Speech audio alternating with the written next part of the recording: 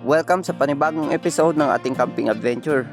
At sa video na to ay meron tayong gagawin na hindi pa natin nasusubukan. Susubukan natin gumawa ng kutsilyo na magagamit natin sa pag-wood carving. Susubukan din natin gumawa ng kalan na kung tawagin ay Dakota fire hole. Gagana kaya ang mga ito? Yan ang ating aalamin.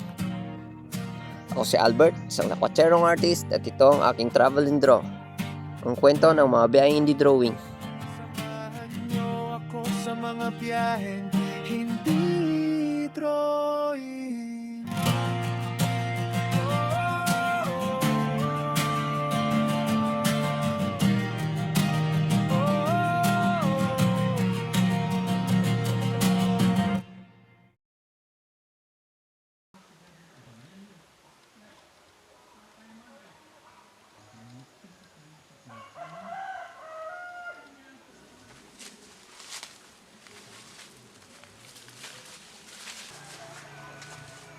Kamusta kaya lahat? Welcome sa panibagong episode.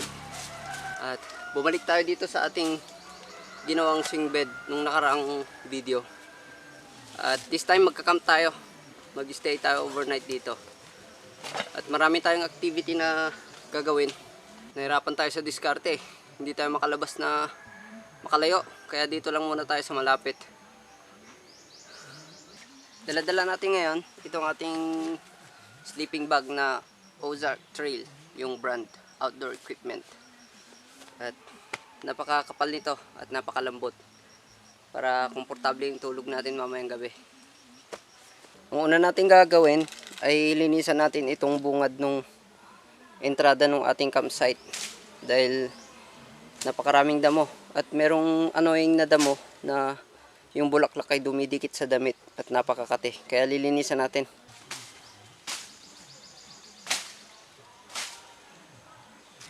Ito yung damo na sinasabi ko na yung bulaklak dumidikit sa damit. Ang tawag naming mga Ilocano dito sa probinsya ay kulukulot. Kahit sa mga aso pagka nadaanan nila to, dumidikit sa mga balahibo nila. Yan o, kahit sa sapatos dumidikit.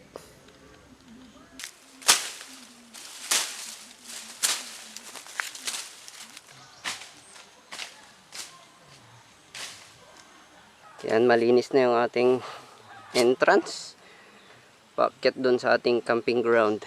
Sa mga nakaraang episode sa mga camping natin, merong mga part na nag wood carving tayo. Medyo nahuhumaling tayo sa pag wood carving pero wala tayong gamit, kaya ang gagawin natin ngayon ay subukan nating magpanday ng kutsilyo para sa wood carving. Yun yung gagawin natin. Meron tayo dito ang daladalang lumang riles na kapiraso. Yan. Yan gagamitin nating pitpitan dun sa bakal na gagawin nating kutsilyo. So bago yun, gagawa muna tayo ng stove na parang style dun sa ginagawa ni Kuya Eli. Dakota fire hole yata yun. Basta ganun.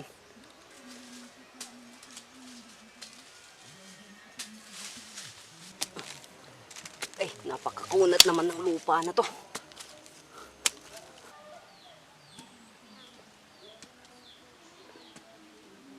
Okay na siguro to. At ang gagawin natin sunod, bubutasan natin dito sa gitna. Butasan natin yan papasok.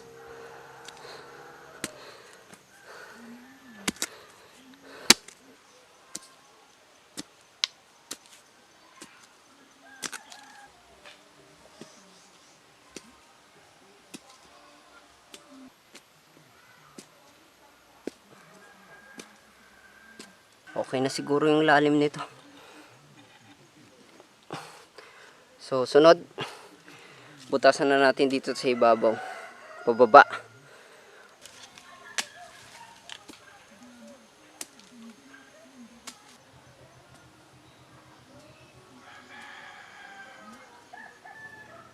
Grabe, napakakunat talaga.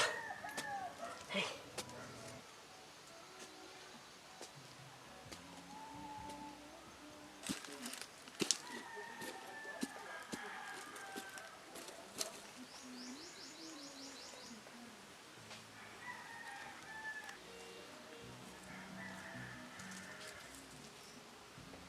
Yun, okay na yung ating kalan. Dito yung firewood. Dito yung pasingawan, tsaka kaldero pag magluluto. Ayos na. So, maghanap na tayo ng mga panggatong. Mga to yung kahoy na pwede nating gamiting panggatong. Sakto meron dito sa malapit. Ito yung kahoy ng bayabas. Harvestin natin yan. Maganda yung kahoy na yan, panggatong. Ito pa napakarami. Pag kinulang, pwede pa tayong kumuha ulit. Itong ating lagare na binili natin sa online, meron ng 2 talim. Ito yung original, tapos ito yung DIY ko. Magkaiba sila ng ngipin. Ito, maliliit. Ito naman, mas malalaki. Magkaiba din sila ng performance. Ito kasi, ang action nito ay pahila. At ito naman, ay patulak pahila pwede. At ito galing to dun sa lagari ko dati na pang construction. Bali, ginaya ko lang yung style nung isa. Grinder ko lang siya. At pinattern ko dun sa original. Ayos.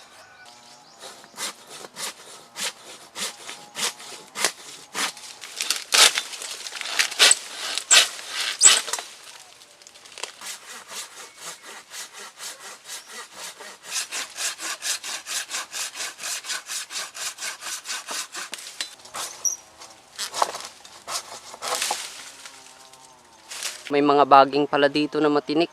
Sumabit sa damit ko kanina. Pakalupit.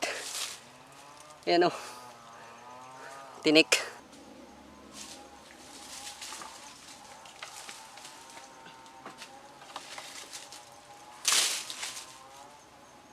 Madami-dami na yan kapag nasibak. Putulin na natin to para masibak na natin. Gamitin natin yung isang talim. Mas maganda yung pamutol dito.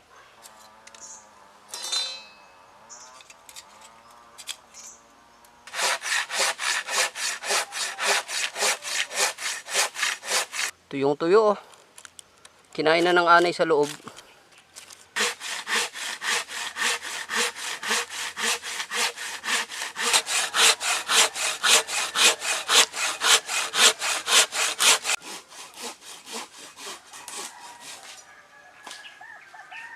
Ganda talaga pag bagong hasang lagari. Walang kahirap-hirap pagputol.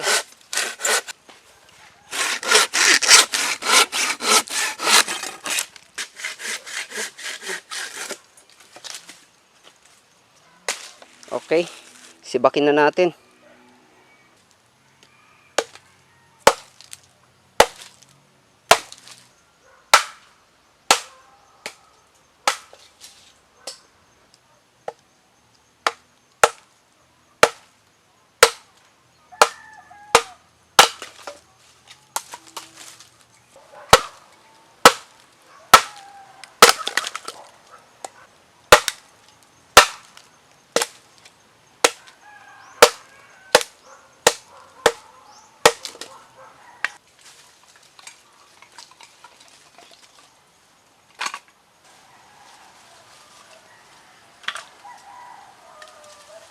Ayos na. Madami-dami na rin to. Marami pa namang makukuha pagka sakaling nagkulang to. Napakadaming mga twigs dito na tuyong-tuyo. Hindi tayo mahihirapang magpaapoy dito. Nung bata ako, nagka-camp na rin kami sa mga gubat-gubat. Minsan pupunta kami sa mga batis. Kasi yung mga batis noon, sagana pa sa mga isda. Ang ginagawa namin noon, nangingisda kami. Minsan airgun yung gamit o kaya pamingwit. Tapos nagluluto na rin kami kung saan kami abutan ng tanghalian ganun. Minsan pupunta rin kami sa gubat, nanguhuli kami ng mga ibon. Kasama ko si Papa dati nung bata ako. Tapos aalis kami ng umaga, uwi kami ng hapon. May dala-dala kaming bigas. Sa magluluto na kami dun sa gubat. Doon na rin kami kakain nung bata ko. Di pa kasi uso ang camera noon eh. Pero parang same lang din yung ginagawa natin ngayon. Dun sa karanasan ko dati. Nung bata pa lang ako. Promise nakaka-enjoy yung mga ganong karanasan sa buhay. Nakalimutan ko palang sukatin kanina yung kaldero natin. Muntik lumubog. Yan o. Ang problema ngayon nito, wala nang labasan ng hangin tsaka usok. Isabit na lang natin to dito. Papunta sa taas. Para kahit papano may gap dito sa kaldero at dun sa kalan. Makakalabas yung usok dito sa gilid.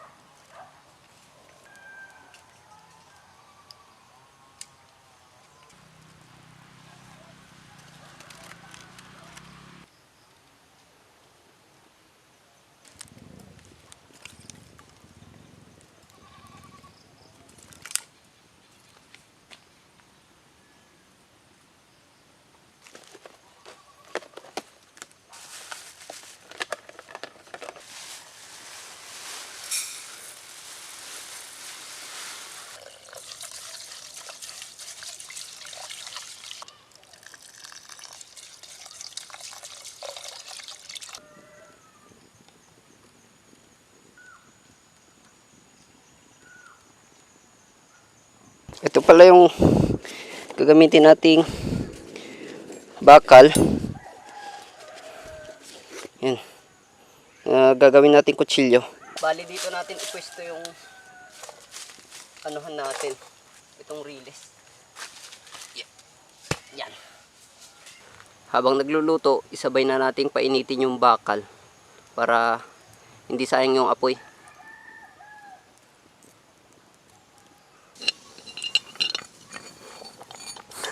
Bilis kumulo oh. Yung apoy niya kasi concentrated, paakyat lahat. Hindi pakalat yung niya init.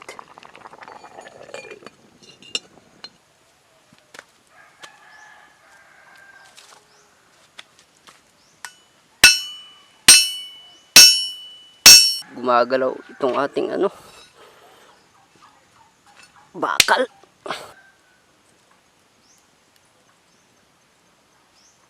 Kamusta pala yung niluluto natin? Uy, luto na.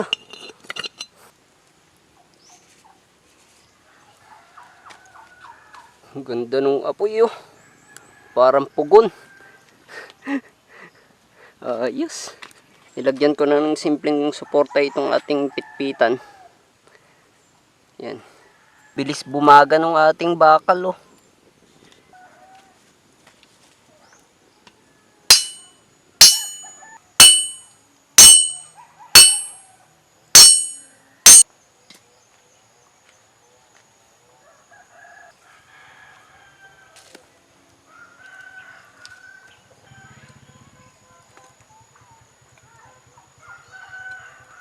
Simple lang yung ulam natin. Ito. Patola. Alam nyo ba na meron ding maha-harvest na wild na patola? May dalawang klase kasi yun. Merong isa edible, yung isa hindi. At napakadali lang malaman kung edible ba yung patolang ligaw o hindi. So ang kailangan mo lang gawin ay hatiin mo lang, expose mo yung inner part, tapos tikman mo. Tikman mo lang siya. Kung yung taste ay sobrang pait, hindi yun pwedeng lutuin, ulamin. Pero kapag hindi mapait, goods yun. Yun yung edible na wild patola. Natutunan ko lang yun nung bata ako. Kasi one time, nag-harvest ako ng ganun sa bundok, ay sa bukid. Tapos, hindi ko tinikman at hindi ko kasi alam. Akala ko pare-parehas lang lahat. Tapos nung niluto na namin, hindi namin naulam kasi sobrang pait. Pati yung mga aso, sinubukan namin ipakain. Ayaw kainin ng aso kasi sobrang pait talaga. So doon ko nalaman kung paano ma-identify. So tinuro sa akin ng mga magulang ko.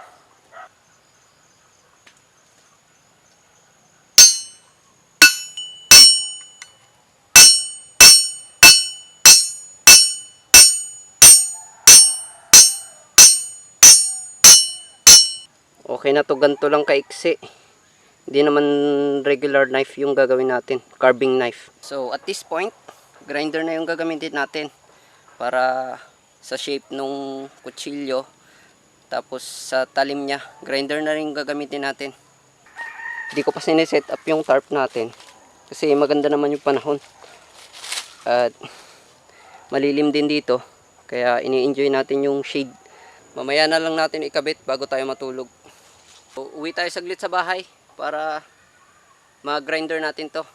At yung talim, tapos yung shape.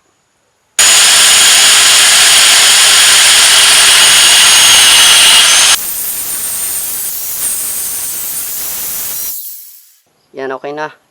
Ito yung side na magiging talim.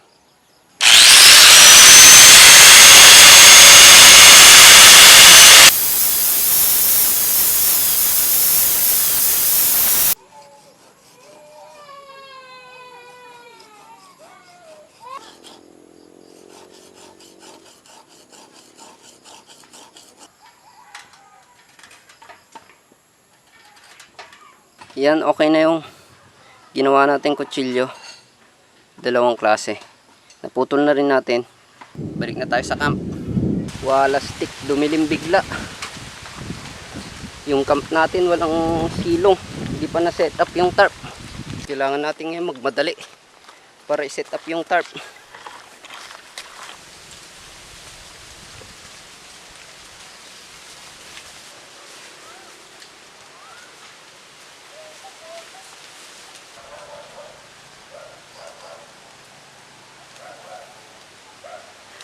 Okay na siguro to. Kulubot-kulubot pero okay lang. Ang importante may panlaban tayo sa ulan. Umaambon na.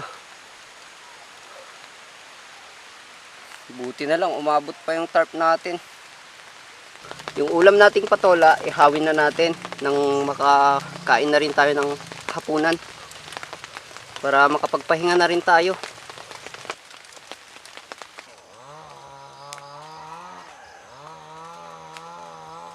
First time ko lang mag-ihaw nito eh. Hindi ko alam kung luto na o hindi pa. Pero feeling ko luto na. Lamog na eh. Yan o. May bisita tayo ngayon dito sa campsite. Andito si Bunso. At andito rin si Kuya Nard Moto Camping. Isa lang ulit natin itong kutsilyo natin sa apoy. Para mamaya i-ano natin sa tubig. Para tumibay siya.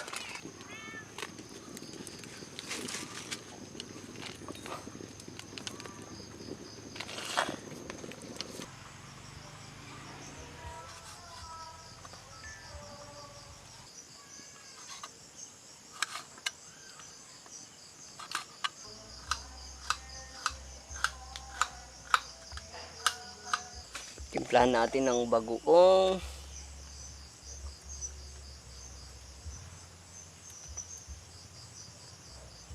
Tas kaunting suka. Okay na yan.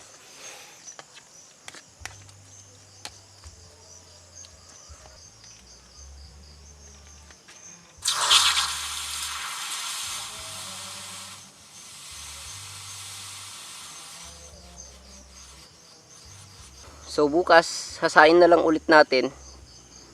Pero bago natin hasain bukas, gawan muna natin ng hawakan, ng handle.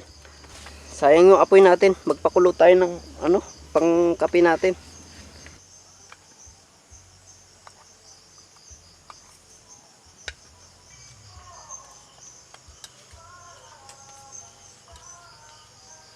Sarap din pala ng inihaw na patola.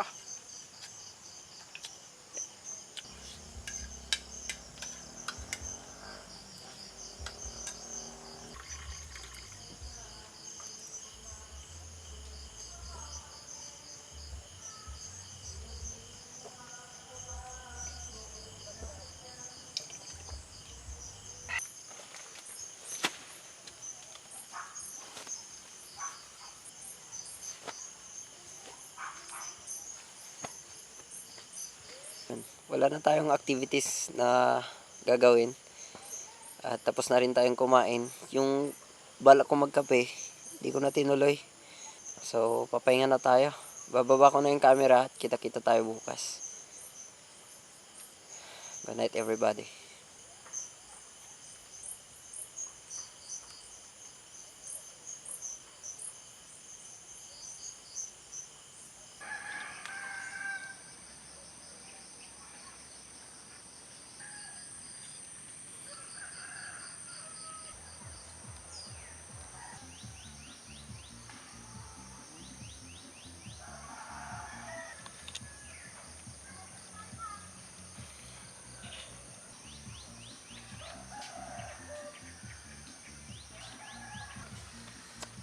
Good morning. Ay, daming lamok kagabi. Tapos paggising ko madaling araw, sobrang ginaw. Pati yung bumot ko, ang lamig. Hanggang ngayon, ang lamig. Painit tayo ng tubig at magkakape tayo. Hindi tayo nakapagkape kagabi. Ay.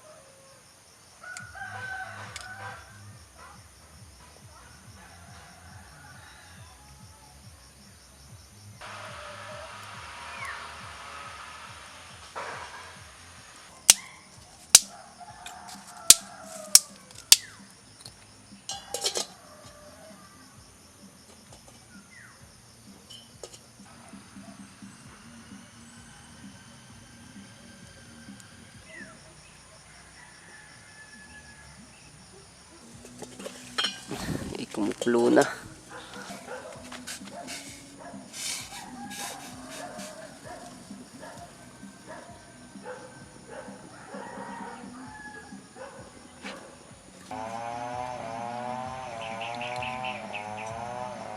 Ito yung lulutuin nating almusal. Corn beef at meron tayong patatas tas itlog. Igigisa lang natin pang almusal.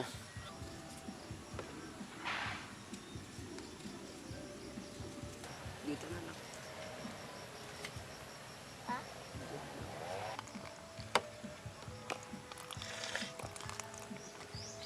Hindi pala easy open kantong ano natin, corn beef. Diyos mio.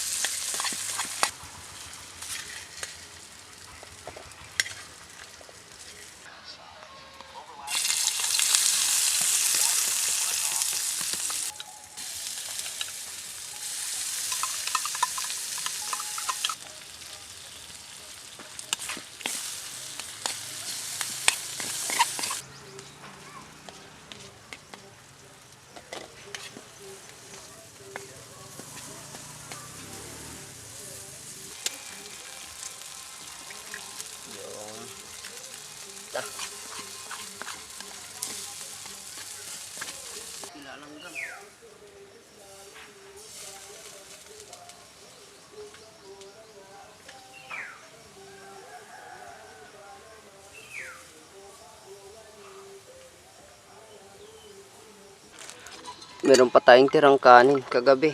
Yan na yung almusal natin. Hindi na tayo magluluto. Sayang yung kanin kung tatapon lang natin to.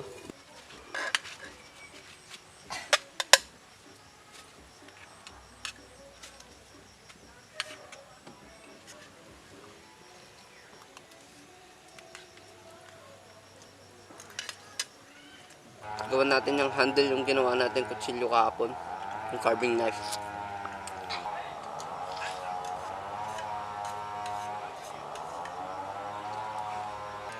Gawin na natin ang handle ito. Mga kutsilyo natin. Ito gagamitin natin. Ito yung sanga ng paper tray. Malambot na klase. Para madaling ukitin. Di naman kailangan matigas na klase ng kahoy yung gamitin eh. Okay na yan.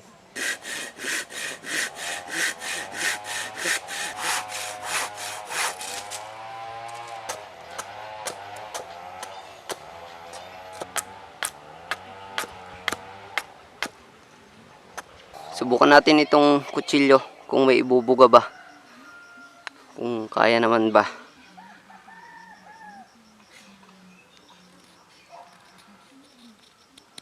Ayos naman.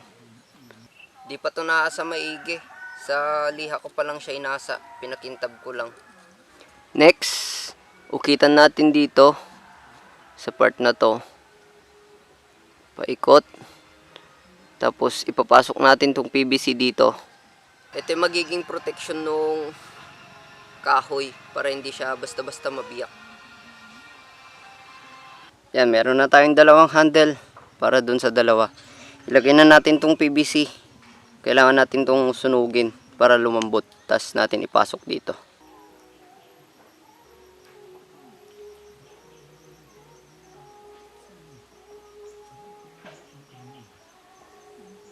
Na-polish na natin at nalagyan na rin natin ng butas. Wala akong epoxy, kaya glue stick na lang gagamitin natin pang dikit kahit paano may dumikit siya.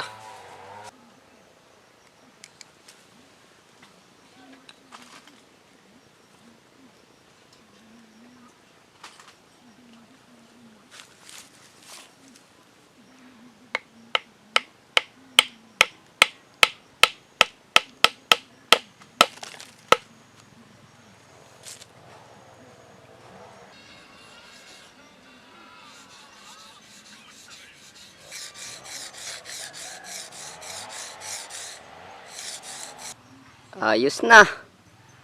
Oh. Subukan natin kung gagana yung ating carving tool. Ito, gagawa tayo ng kutsara.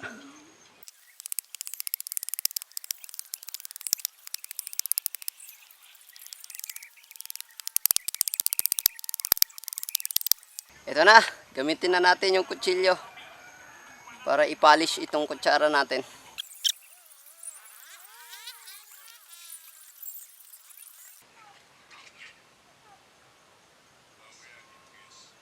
Ang purpose naman ng kutsilyo na to ay sa mga part na kailangan malalim. Kagaya ng kutsara na to, kailangan malalim siya.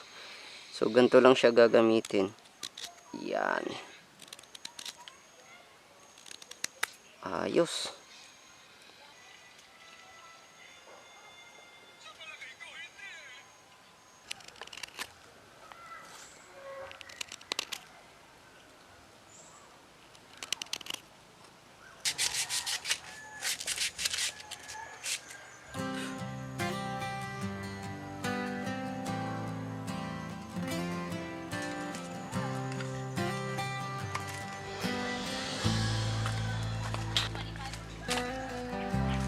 Si Albert, isang lakwat, sirong artis.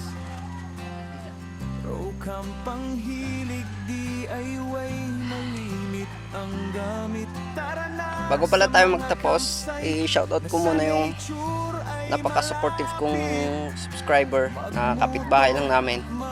Shoutout kay Jan Aris Ringor at kay Jerinan Fernandez.